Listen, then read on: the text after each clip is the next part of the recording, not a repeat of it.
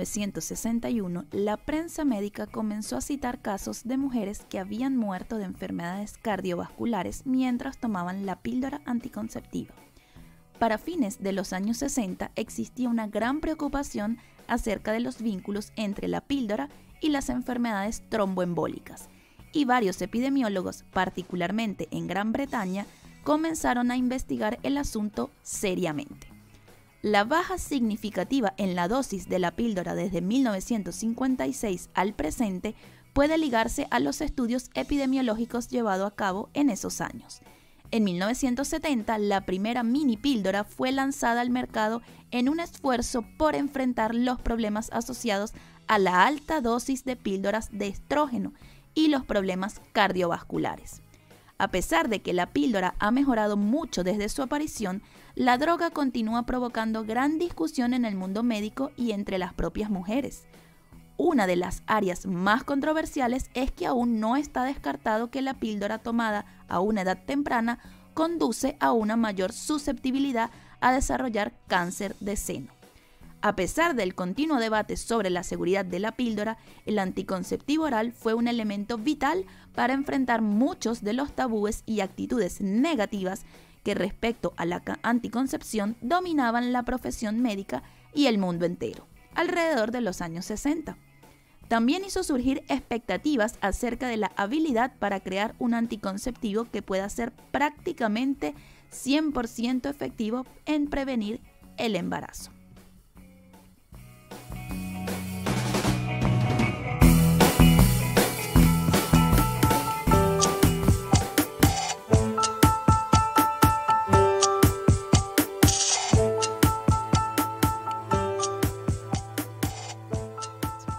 Citología, Ciencia y Arte Podcast, un espacio donde abordamos temas de salud de manera amena y amigable, haciéndote ver la ciencia médica de forma entretenida.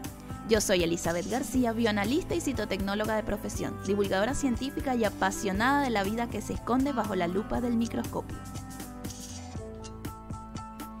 Este espacio llega a ustedes gracias a la Academia Citología, Ciencia y Arte, un espacio donde podrás actualizarte en temas de citopatología. Visita su web citologiacienciayarte.com y síguelos en Instagram, Citología, Ciencia y Arte.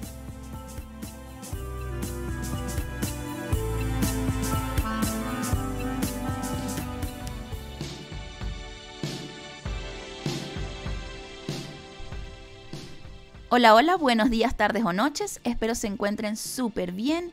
Y en este episodio, como ya pudieron ver, les voy a hablar un poco de las pastillas anticonceptivas o como se le conoce comúnmente como la píldora. Pocas innovaciones médicas han tenido un impacto tan masivo y social como lo tuvo la píldora anticonceptiva por allá en los años 1960. Solo 5 años después de su lanzamiento en Estados Unidos, en 1960, unas 6.5 millones de estadounidenses ya las utilizaban. Según los datos de la Universidad de Harvard, más de 100 millones de mujeres en todo el mundo eligen esta forma de protección contra el embarazo. Y aquí es importante recordar que la píldora, como la conocemos comúnmente, protege contra el embarazo o evita un embarazo porque su nombre ya lo dice, anticonceptiva, anticoncepción. Pero no va a proteger contra enfermedades de transmisión sexual y eso es importante resaltarlo y mencionarlo porque muchas veces se inician las relaciones sexuales y lo primero que se preocupan las mujeres principalmente es en evitar un embarazo. Pero recuerden que también existen una gran cantidad de enfermedades de transmisión sexual que traen consecuencias bastante severas como es el cáncer, por ejemplo, el contagio de VPH lleva al desarrollo de cáncer de cuello uterino. Y bueno, sin hablar de otras infecciones como el VIH, la sífilis y un sinfín de infecciones de transmisión sexual. Pero el objetivo de este episodio no es hablar de ellas, pero sí quería recordarles que la píldora no va a proteger a nadie contra las enfermedades de transmisión sexual. La píldora, como se conoce comúnmente, es considerada un hito del feminismo, ya que permitió que las mujeres pudieran tener relaciones sexuales sin preocuparse por las consecuencias reproductivas. Algunos también asocian su creación con el surgimiento de la llamada revolución sexual de los años 60.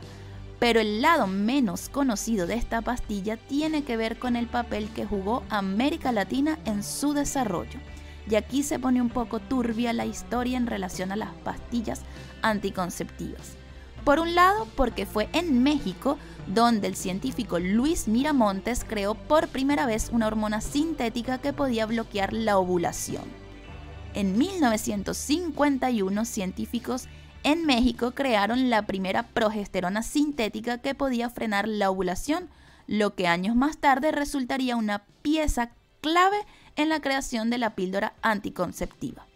Pero el principal rol de América Latina no es solamente el papel que jugó México, y en este caso el científico o los científicos que permitieron el desarrollo de esta hormona sintética, sino más bien el papel que jugaron las mujeres latinoamericanas y en especial las mujeres puertorriqueñas. Y así es, y ya vamos a conocer esta historia que es un poco turbia. Y esto tiene que ver con los ensayos a gran escala que se realizaron en Puerto Rico para determinar la efectividad y seguridad de este revolucionario tratamiento y que siguen siendo motivo de vergüenza para la comunidad científica. La historia se remonta a 1955 cuando los científicos John Rock y Gregory Pincus, ambos vinculados con la Universidad de Harvard, habían logrado desarrollar con éxito una pastilla que evitaba la ovulación. Usaron hormonas sintéticas, un avance que se había logrado en parte gracias al trabajo del científico mexicano Luis Miramontes, quien logró, como ya sabemos, por primera vez crear una progesterona sintética en el año 1951 en la Ciudad de México, junto con sus dos colegas. Rock y Pincus necesitaban probar en humanos esta píldora para ver sus efectos, pero no tenían éxito reclutando voluntarias en Boston, donde estaban basados. Muchas mujeres abandonaban las pruebas clínicas debido a los severos efectos secundarios, como fueron dolor, coágulos de sangre, hemorragias y náuseas. La píldora original contenía cantidades muy altas de hormonas y causaba efectos secundarios que podían ser bastante severos. Ansiosos por avanzar, los médicos recurrieron a prácticas poco éticas. Probaron su píldora en mujeres con enfermedades mentales, que eran pacientes de un hospital asociado con Harvard. Pero eso tampoco fue suficiente. Si querían lograr el permiso de la poderosa Administración de Alimentos y Medicamentos de los Estados Unidos, conocida como FDA por sus siglas en inglés, debían realizar ensayos masivos. Fue entonces que los médicos decidieron ir a Puerto Rico. A diferencia de Estados Unidos, donde había legislación que restringía el uso de anticonceptivos, en el país caribeño, en Puerto Rico, estaban permitidos e incluso eran fomentados por las autoridades que querían frenar el crecimiento poblacional. Los científicos se asentaron en Río Piedras, un barrio humilde en el municipio de San Juan, y reclutaron a mujeres de bajos recursos. Se estima que a lo largo de varios años, cerca de 1.500 mujeres participaron en las pruebas. Eligieron una zona pobre de Puerto Rico para realizar sus ensayos. El estudio no incluía una compensación económica, pero nunca tuvieron problemas para conseguir voluntarias. Delia Mestre, una de las mujeres que participó en el ensayo, declaró: "Nos sumamos rápidamente sin miramientos. A las mujeres se les dijo que se trataba de un medicamento que evitaría que tuvieran niños que no podían mantener". Así se lo explicó en 2004 al diario The Orlando Sentinel. En ese momento, muchas mujeres usaban la esterilización o el aborto para evitar tener niños. Sin embargo, lo que fue especialmente controvertido es que los científicos no les informaron a estas pacientes sobre los riesgos y los efectos secundarios del medicamento. En esa época, los investigadores estadounidenses no estaban bajo ninguna obligación de obtener un consentimiento informado. Por ello, los médicos no estaban actuando de forma ilegal, aunque muchos consideran que sí se comportaron de forma inmoral. Las pruebas clínicas poco éticas realizadas en Puerto Rico llevaron a la creación de nuevas reglas por parte de la FDA que exigen a los participantes que sean siempre informados estos participantes sobre las drogas que están probando, informados en totalidad, indicándoles cuáles son los efectos secundarios que pueden surgir. Los ensayos clínicos resultaron un éxito. Después de un año en San Juan, los estudios se extendieron a la municipalidad de Humacao, en el este de Puerto Rico, y a Puerto Príncipe, en Haití. Sin embargo, según la documentación que dejaron Pincus y Rock, el 22% de las participantes abandonaron las pruebas debido a los efectos secundarios severos. Estos estaban asociados al hecho de que las píldoras contenían 3 veces la cantidad de hormonas que llevan en la actualidad. Según el diario The Washington Post, 3 mujeres fallecieron durante los ensayos clínicos, pero no se realizaron autopsias, por lo que no se sabe si sus muertes estaban vinculadas con el medicamento. Los creadores de la píldora incluso minimizaron sus efectos negativos. En una entrevista en el New York Times, Pincus aseguró que esos efectos secundarios son mayormente psicogénicos. La mayoría ocurre porque las mujeres esperan que pase. Así lo declaraba Pincus en el New York Times. El primer anticonceptivo oral de la historia que se comercializó llevaba el nombre de Enovit. Fue todo un éxito, pero las puertorriqueñas que fueron clave para su desarrollo no tuvieron acceso a la píldora. Además de ignorar sus problemas, los padres de la píldora también abandonaron a sus pacientes latinoamericanas. Tras concluir los ensayos clínicos y una vez que la FDA aprobó el anticonceptivo oral, cuyo nombre comercial fue Enovit, en el año 1960, los médicos dejaron las islas caribeñas y nunca recompensaron a sus pacientes ni les brindaron el medicamento que habían ayudado a crear.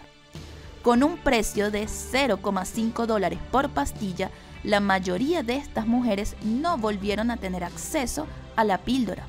En cambio, Pincus y Rock pasaron a la historia como 2 de los hombres que más contribuyeron a la liberación femenina.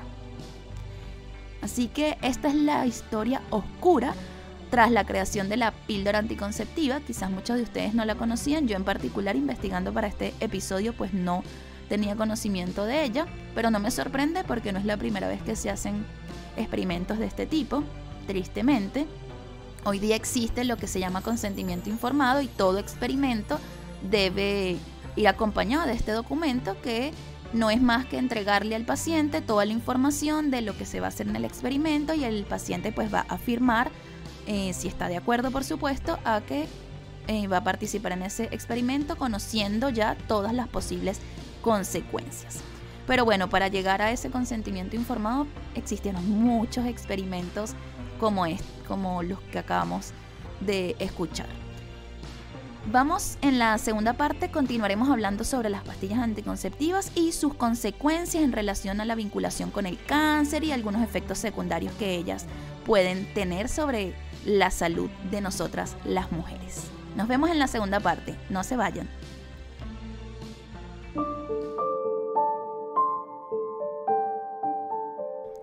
Cito curiosidades.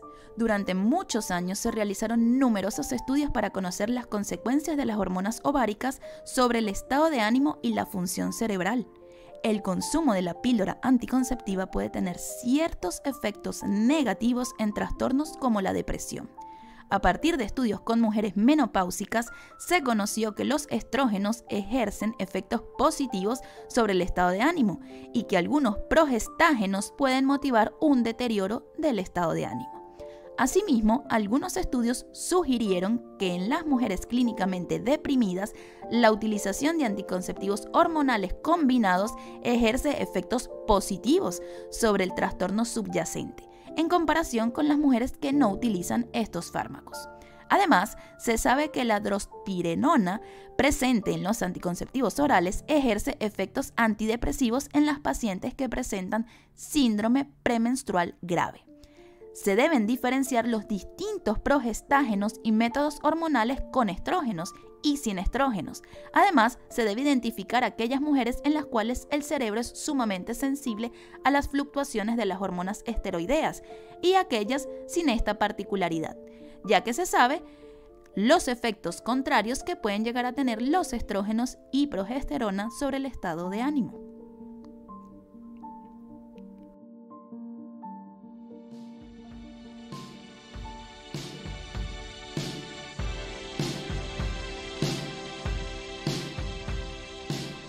Volvemos en esta segunda parte sobre las pastillas anticonceptivas y en esta oportunidad quiero hablarles sobre su relación con ciertos cánceres o con la probabilidad de desarrollar o no ciertos tipos de cáncer.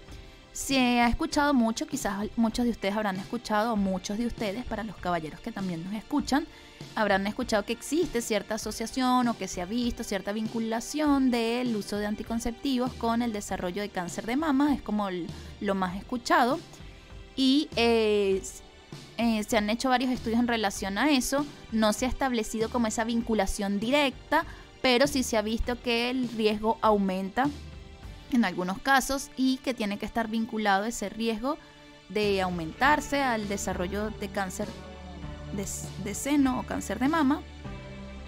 Está asociado no solo al consumo, sino a la concentración de hormonas que tiene esa píldora anticonceptiva, al tiempo que se utiliza, o sea, el uso prolongado, o sea, son varios factores que quedan involucrados, pero también hay que tomar en cuenta que el cáncer de mama también tiene ciertos factores genéticos, entonces también ha sido como complicado establecer esa conexión directa entre el consumo de la píldora y el desarrollo del cáncer, pero lo que se ha visto en general es que las mujeres que estaban usando o que habían dejado recientemente de usar anticonceptivos orales, esos anticonceptivos que son de hormonas combinadas, tienen un ligero aumento en el riesgo de padecer cáncer de seno, un aumento de un 20%. Tienen un 20% más de riesgo de desarrollar un cáncer de seno aquellas mujeres que utilizan estos anticonceptivos de hormonas combinadas. El riesgo es variable porque hay algunos estudios que ven que el riesgo va desde el 0 al 60%, entonces vean que es bastante variable porque existen múltiples factores en el desarrollo del cáncer. No es una sola razón lo que lleva, o no un solo motivo o una sola causa lo que lleva al desarrollo de un cáncer, y de hecho lo pueden escuchar en nuestro episodio de El origen del cáncer, y ahí hablamos cómo se origina el cáncer. Nunca es un único factor, es una suma de factores, entonces por eso establecer esa vinculación como directa puede sí de cierta forma influir el uso de anticonceptivos orales, pero no va a ser lo único que va a llevar al desarrollo del cáncer de seno. Y por aquí también les dejamos en nuestra descripción ese episodio de El origen del cáncer para que lo puedan escuchar, que estuvo también bastante interesante. En relación al cáncer de cuello uterino, las mujeres que han usado anticonceptivos orales durante 5 años o más tienen un riesgo mayor de desarrollar cáncer de cuello uterino que las mujeres que no han usado jamás anticonceptivos orales. Sin embargo, se ha encontrado que el riesgo de cáncer de cuello uterino disminuye con el tiempo después de que las mujeres dejan de utilizar los anticonceptivos orales. Además, recuérdense que también que el cáncer de cuello uterino está vinculado con la infección del VPH. Entonces, ahí vemos una vez más, no es un solo factor el que lleva a el desarrollo del cáncer, en este caso de cuello uterino. En relación al cáncer de endometrio, las mujeres que han usado alguna vez anticonceptivos orales tienen un riesgo menor de desarrollar cáncer de endometrio que las mujeres que nunca han utilizado anticonceptivos orales. Entonces aquí ya vemos que la historia cambia en relación al cáncer de endometrio, más bien hay una ventaja en el uso de anticonceptivos orales, hay un aspecto positivo en porque se disminuye el riesgo de desarrollar cáncer de endometrio. En relación al cáncer de ovario ocurre algo similar. Las mujeres que han usado alguna vez anticonceptivos orales tienen del 30 al 50% menos riesgo de desarrollar cáncer de ovario que las mujeres que nunca han utilizado anticonceptivos orales. Y en relación al cáncer colorectal, el uso de anticonceptivos orales está asociado en un 15 a un 20% de menos riesgo de desarrollar cáncer colorectal. Los investigadores han propuesto muchas formas por la que los anticonceptivos orales pueden hacer que disminuyan los riesgos de estos últimos 3 tipos de cáncer que les mencionaba, el cáncer de endometrio, de ovario y colorectal. En relación al cáncer de endometrio, pues las pastillas anticonceptivas suprimen la proliferación de las células del endometrio. En condiciones normales, una mujer que no consume ningún tipo de píldora anticonceptiva, el ciclo menstrual, ¿qué es lo que ocurre? Bueno, durante el ciclo menstrual, en cierta fase del ciclo, hay un engrosamiento del endometrio, hay una proliferación de esas células endometriales. Eso es algo que ocurre normalmente en todas las mujeres. Y cuando viene la menstruación, ese sangrado menstrual, es porque todo ese esas células que proliferaron en el endometrio se descaman, es decir, se desprenden, y es lo que es el sangrado menstrual. Las pastillas anticonceptivas evitan este engrosamiento del endometrio, esta proliferación celular. Entonces esto de cierta manera se vincula a que disminuya un poco el riesgo de desarrollar cáncer de endometrio, ya que no se da esta proliferación mensual, porque el ciclo menstrual es más o menos cada mes, entonces no se da esta proliferación mensual de esas células cuando se consumen las pastillas anticonceptivas. Por eso es que se ha visto que hay un riesgo disminuido del desarrollo del cáncer de endometrio. En relación al cáncer de ovario, reduciendo el número de ovulaciones, que es lo que hacen las pastillas anticonceptivas, evitan la ovulación. Entonces, esa reducción en el número de ovulaciones que experimenta una mujer en su vida, gracias al uso de pastillas anticonceptivas, pues se reduce ese número de ovulaciones, y eso de cierta manera puede influir a evitar un desarrollo del cáncer de ovario. Eso es lo que ha demostrado algunos estudios. Obviamente esto no es aplicable a todas las mujeres. Hay otros factores que pueden hacer que se desarrolle un cáncer, como ya les mencionaba. Entonces no es que ahora voy a pensar bueno, voy a tomar pastillas anticonceptivas o yo consumo pastillas anticonceptivas y no me va a dar este cáncer. No necesariamente es de esa manera, pero el riesgo disminuye para estas pacientes. Y en el caso del cáncer colorectal, hacen que bajen las concentraciones de ácidos biliares en la sangre para las mujeres que toman estrógenos orales conjugados. Y eso también tiene cierta vinculación con la disminución del riesgo del cáncer colorectal. Pero son, como les digo, recordemos, por eso les recomiendo ver el video de origen del cáncer. No hay un único factor para el desarrollo del cáncer, así que si bien las pastillas pueden reducir ese riesgo, existen otros factores que pueden aumentarlo. Así que no se dejen como que llevar por una única cosa. Ahora voy a hablarles un poco de los efectos secundarios más directos apenas se comienza el consumo de los anticonceptivos orales. Hay algunos efectos que son como bien, vamos a decir que suaves, como que no son tan intensos, pero que obviamente si estos efectos perduran y se vuelven muy intensos, pues debe comunicarse con su médico. Y les voy a mencionar algunos de ellos, como son las náuseas, los vómitos, los retorcijones de estómago, la diarrea, el estreñimiento, gingivitis, que es esa inflamación del tejido de las encías, aumento, disminución del apetito, aumento o pérdida de peso, parches cutáneos, que son como esas manchas marrones o negras en la piel, acné, crecimiento del vello en algunos lugares inusuales, manchado o sangrado entre los periodos menstruales, cambios en el flujo menstrual, periodos dolorosos o ausentes, sensibilidad, aumento o secreción por los pezones, inflamación, enrojecimiento, irritación, ardor o comezón en la vagina y un flujo vaginal blanco. Y este último efecto que les mencioné relacionado con la vagina tiene que ver también con las infecciones por cándidas. Las pacientes que consumen anticonceptivos orales, algunas, no todas, por supuesto, estos son efectos que se van a dar en algunas mujeres, no todas los van a padecer, pero sí he visto, o en mi experiencia he llegado a ver que muchas mujeres que consumen anticonceptivos orales suelen presentar candidiasis, que son estas infecciones por cándida, y candidiasis recurrentes, o sea, infecciones continuas por cándida que antes de consumir anticonceptivos orales nunca habían presentado candidiasis, y cuando comienzan este consumo empiezan a ver que constantemente tienen una infección micótica, que es esta infección por hongos. Entonces eso también tiene cierta vinculación o es uno de los efectos secundarios del uso de anticonceptivos orales. Así que si a ustedes les está pasando eso, consulten a su médico, quizá para cambiar el tipo de anticonceptivo, porque no es normal tener infecciones recurrentes por cándida. También existen otros factores que llevan a eso, pero el uso de anticonceptivos orales es un factor bastante importante. Y vean también eso, piensen en eso, antes de consumir anticonceptivos orales, ¿yo tenía esta infección constante o no? También vean un poco eso.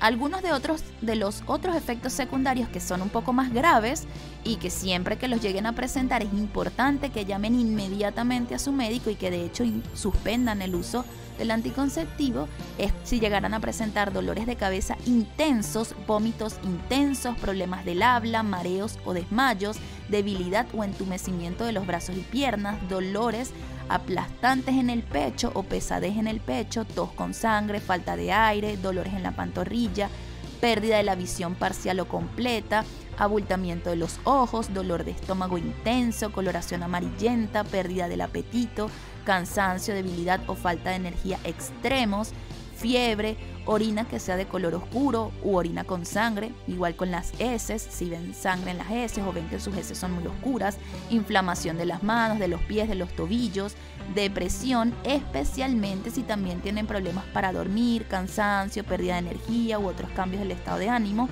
Vean que cuando hablaba de las citocuriosidades, hablaba un poco de esa vinculación que pueden tener los anticonceptivos con la depresión. Entonces también en esos casos, si ustedes sufren de depresión, deben consultar esos temas con su médico, porque vieron que algunos de los que anticonceptivos, dependiendo si son de estrógenos o de progesterona, se vinculan con empeorar o mejorar la depresión. Vieron lo que les hablaba en citocuriosidades.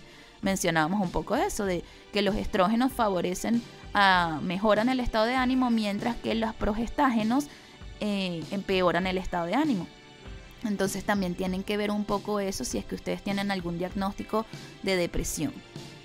También otro de los síntomas, un sangrado anormal, un sangrado que sea abundante, si llegan a presentar algún tipo de sarpullido porque pudieran estar manifestando una reacción alérgica a los componentes del anticonceptivo, si tienen sangrados menstruales, que es anormalmente abundante o que duran incluso más de 7 días.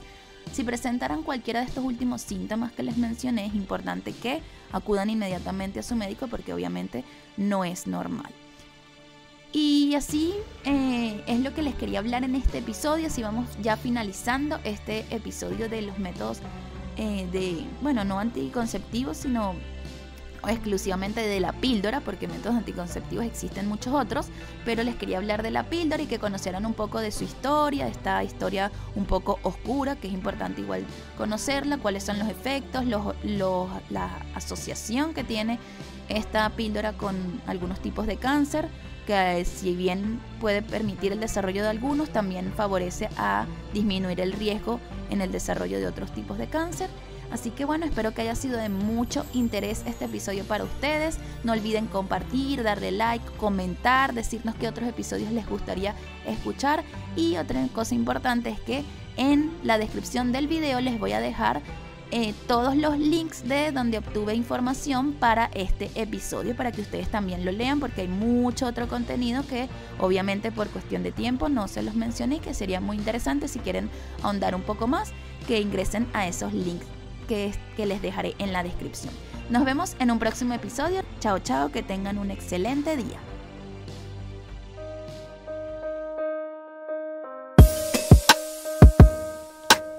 La evolución continúa y la ciencia avanza. Citología, Ciencia y Arte Podcast es un espacio de divulgación científica. Síguenos en Instagram y Spotify, Citología, Ciencia y Arte Podcast.